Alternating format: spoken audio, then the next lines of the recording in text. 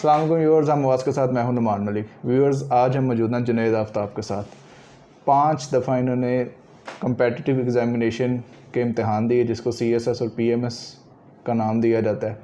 6वीं दफ़ा जाके ये एलोकेट हुए ग्रुप में। इनकी इतनी मेहनत, इतनी इस्तिकामत, इनकी स्टोरी जानते हैं कि किस चीज़ ने इनको इतना हौसला दिया कि कंटिन्यूस 5 साल सिर्फ एक ही काम करते रहे। अस्सलाम वालेकुम जी। वालेकुम सलाम। कैसे हैं आप सर? ठीक है, शुक्र अल्लाह का। सर, ज़िंदगी के 5 साल जो काफ़ी इम्पोर्टेंट एक टाइम होता है इंसान की लाइफ का, आपने वो सारा एक ही फील्ड के लिए लगा दी और अल्लाह ने आपको इसमें कामयाबी भी माशाल्लाह दी।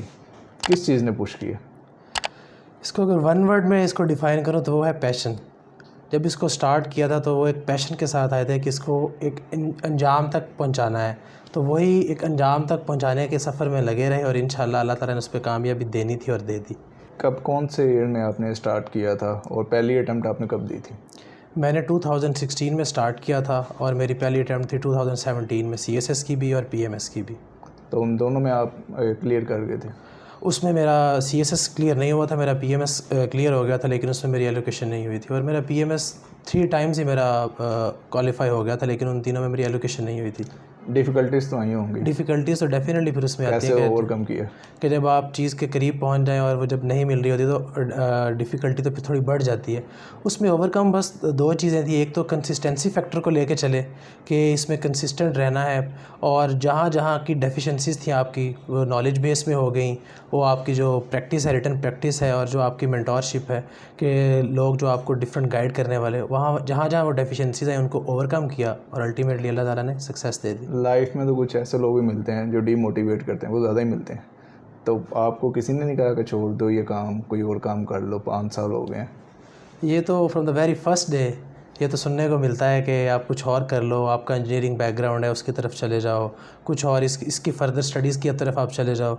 लेकिन उस चीज़ को जब स्टार्ट किया था तो ये सारे चैलेंजेस तो सामने थे कि ये आगे डिफ़िकल्टी ज़्यादा भी हो सकती है। सोचा नहीं था कि ये 6 अटैम्प्ट तक बात चली जाएगी, लेकिन उन चीज़ों से ओवरकम करना आप खुद अब जब अपना सेल्फ़ एनालिसिस कर रहे होते हैं, जब सेल्फ़ एक्चुअलाइजेशन की तरफ जा रहे होते हो, तो अल्टीमेटली आपके लिए वो चीज़ें माइनर हो जाती हैं, क्योंकि आपने एक गोल हाई गोल जब अपने सामने रखा होता है तो आप उसको अचीव करने के लिए इन सारे माइनर इश्यूज़ से परे हट जाते हैं और अल्टीमेटली अल्लाह ताला भी फिर आपको उसमें हेल्प आउट करते हैं और आप वो चीज़ अचीव कर लेते हैं। CSS की जो भी स्टूडेंट्स तैयारी करते हैं, प्रिपरेशन करते हैं, एक फैक्टर बड़ा इंपॉर्टेंट होता है जी कि जो CSS क्लियर कर जाते हैं उनका एजुकेशन बैकग्राउंड क्या होता है? क्या कोई ख़ास एजुकेशन बैकग्राउंड के जो स्टूडेंट्स होते हैं वो क्लियर करते हैं या कोई भी आ सकता है? अब इसमें देखें जो FPSC या जो पाकिस्तान ने वो एक रूल बनाया हुआ है वो तो यही है कि कोई भी ग्रेजुएट जिसकी 14 ईयर एजुकेशन है वो ये कर सकता है। अब इसमें अगर देखें तो कुछ डॉक्टर्स भी आपको मिलेंगे, इंजीनियर्स भी मिलेंगे, इसमें आपको जनरल जिन्होंने सिर्फ सिंपल BS किया होता है या BA ऑनर्स किया होता है वो भी आपको लोग मिलेंगे। तो इसमें कोई ऐसा स्पेशलिटी तो चाहिए नहीं होती। इसमें है कि आपने इस चीज़ की तरफ आना है, सिविल सर्विस की तरफ या नहीं, तो वो चीज़ एक डिसाइडिंग फैक्टर होता है जो पर्सनल और इंडिविजुअल, वही आपको मोटिवेट करता है, वही आपको इससे परे लेके जाता है। आपका एजुकेशन बैकग्राउंड क्या था? मैंने जैसे कि मैंने पहले अर्ज़ किया, मैंने केमिकल इंजीनियरिंग की हुई है पंजाब यूनिवर्सिटी से। ठीक है। अच्छा, इसमें सब्जेक्ट सिलेक्शन के हवाले से काफ़ी स्टूडेंट्स होते हैं कि जी फॉर एग्जांपल किसी का जेंडर स्टडीज़ का, क्रिमिनोलॉजी का बैकग्राउंड नहीं है, वो जस्ट लाइक आप एक इंजीनियर हैं तो वो किसी बात है कि इन चीज़ों का नहीं होगा आपका बैकग्राउंड। वो बड़ा क्वेश्चन करते हैं जी कि हमारा तो ये बैकग्राउंड नहीं है, ऑप्शनल, हमें डिस्टर्ब करते हैं सब्जेक्ट्स। इसके बारे में आप कैसे स्टूडेंट्स को समझाएंगे जी कि आप ऑप्शनल जो सब्जेक्ट्स हैं इस स्ट्रेटजी को सामने रख के सेलेक्ट करें? अगर हम पिछले कोई 5 से 7 ईयर के स्टैट्स की बात करें या इससे पीछे भी अगर चले जाएँ तो मैक्सिमम नंबर ऑफ़ जो पासिंग कैंडिडेट्स होते हैं वो या तो डॉक्टर्स होंगे, या आपको इंजीनियर्स मिलेंगे, या आपको बिज़नेस ग्रेजुएट्स मिलेंगे। तो इट मीन्स कि ये जो एक मिथ बनी हुई है कि आपका पॉलिटिकल साइंस का बैकग्राउंड होगा, जेंडर स्टडीज़ का होगा, तो ये होना ज़रूरी नहीं है, क्योंकि इसमें होना चाहिए कि आप कितने कॉम्पिटेंट हैं, आप अपनी उस चीज़ को लेके कितने ऑनेस्ट हैं, तो आपका वो हो जाता है। तो इसमें वो बैकग्राउंड का होना ऐसा ज़रूरी नहीं है। उसके बाद अगर जो आपने ऑप्शनल्स की बात की कि ऑप्शनल्स किस तरह सेलेक्ट करें, ऑप्शनल्स में देखें जो ज़्यादा स्ट्रीट सब्जेक्ट हो गए उनसे अवॉइड करें, जैसे कि मैं बात करूं कि 2016 ऑनवर्ड यूएस हिस्ट्री एक बहुत ज़्यादा स्ट्रीट सब्जेक्ट हो गया था, तो फिर उसमें एक काफ़ी डिप आया, काफ़ी बड़ा डिप आया 2018 में। इसी तरह अगर क्रिमिनोलॉजी में लें तो उसमें 2020 में काफ़ी डिप आ गया कि उस सब्जेक्ट में बहुत लो स्कोरिंग रहा। तो जो ज़्यादा स्ट्रीट और जो ज़्यादा कॉमन सब्जेक्ट हो जाए उस ऑप्शन थोड़ा सा अवॉइड करें, और जिनमें कम कैंडिडेट्स जिनको पढ़ रहे हों, उनमें अपीयर हो रहे हैं, उनकी तरफ मूव करें, ताकि आपके उसमें चांसेस होते हैं कि आपके नंबर ज़्यादा आ जाएंगे। आपकी रूटीन क्या थी जब आप सीएसएस की तैयारी करते हैं? लोग तो कहते हैं इसमें जी 18 20 घंटे लोग पढ़ते हैं। नॉर्मली तो लोग ये कहते हैं कि बहुत पढ़ना पड़ता है। आपकी क्या रूटीन थी? अब 18-20 घंटे वाली बात तो नहीं, लेकिन मैं उसमें बात कहूँ तो पढ़ना तो बहुत पड़ता है, लेकिन आपको एक पैटर्न फॉलो करना होता है। कुछ लोग होते हैं वो रात में पढ़ रहे होते हैं, वो रात 9 बजे से लेके 8 बजे से लेके सुबह मॉर्निंग तक पढ़ते हैं, दिन में सोते हैं। कुछ लोगों का ये थोड़ा सा उल्ट होता है। मेरा जो था, मैं सुबह 8 o'clock में लाइब्रेरी जाता था, और वहाँ से 8 o'clock in the evening he मैंने वहाँ से लीव करना होता था। तो मेरा वो 12 आवर्स वाला पैटर्न था। लेकिन उसमें अगर पढ़ाई की बात की जाए तो डेफिनेटली आपने दोपहर के लिए खाने के लिए भी जाना है, आपने थोड़ा सा लाइब्रेरी से बाहर भी निकलना है, तो वो कोई 7-8 आवर्स का डेली का एक पैटर्न बना हुआ था। तो मेरा ये स्टडी रूटीन थी जिसको मैंने फॉलो किया, और from the very first day from 2016 till 2021 मेरा मोर और द लेस यही पैटर्न था। यानी कि आप सारा 8 आवर्स मैक्सिमम आप रीडिंग हाँ, 8 to 9 आवर्स मैक्सिमम आपका जो लाइब्रेरी वाला टाइम होता है, प्रोडक्टिव टाइम। आजकल बड़ा एक ट्रेंड चला हुआ है एकेडमीज़ का। आप क्या रिकमेंड करेंगे कि जो स्टूडेंट है, एक जो इसको इतना नहीं आइडिया सीएसएस का, वो नॉर्मली एकेडमीज़ की तरफ ही जाते हैं कि सारे सब्जेक्ट्स के टीचर भी मिल जाएंगे, एक अच्छी ट्रेनिंग हो जाएगी। व्हाट डू यू थिंक कि जी कि हमें एकेडमीज़ की तरफ स्टूडेंट्स को जाना चाहिए, या सब्जेक्ट स्पेशलिस्ट जो होते हैं टीचर्स वहाँ पे जाना चाहिए? आप क्या प्रेफर करेंगे? अब इसको अगर मैं आपके आंसर से पहले एक चीज़ को ज़रा 2 पार्ट्स में डिसाइफर कर दूं कि सीएसएस जब स्टार्ट करते हो तो गाइडेंस कितना इंपॉर्टेंट होती है। कुछ लोगों के पास ऑलरेडी उनकी फैमिली में कोई सिविल सर्वेंट होता है जो उसको प्रॉपरली गाइड कर देता है, तो फिर वो एकेडमी जाए ना जाए उसके लिए वो कोई मायने नहीं रखते।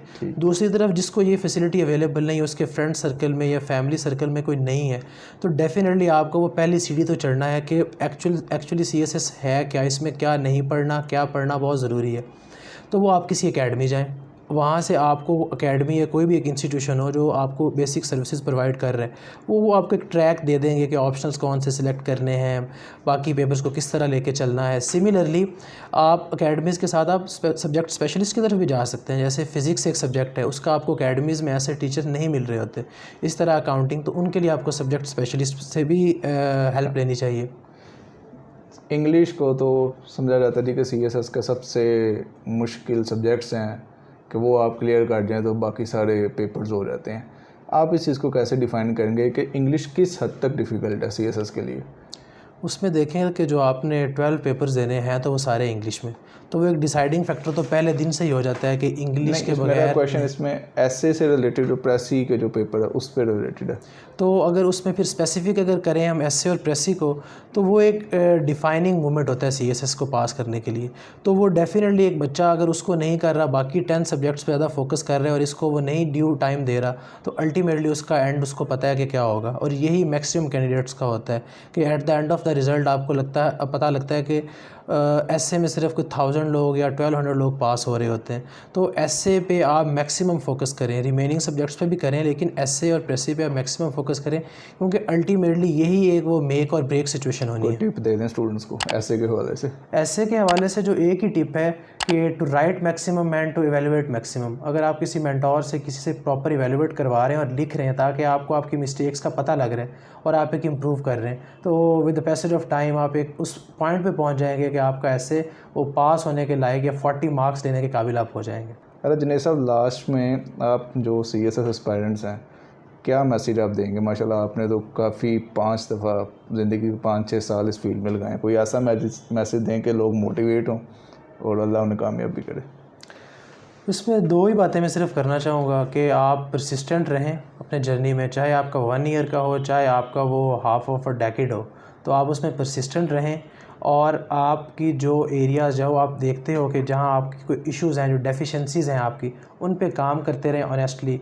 और लास्ट जो एक मेजर टिप है when it comes to CSS, तो वो मेजर टिप ये है कि to write maximum, it will help you a lot. Thank you so much. Junaid साहब, आपके वक्त का बहुत शुक्रिया।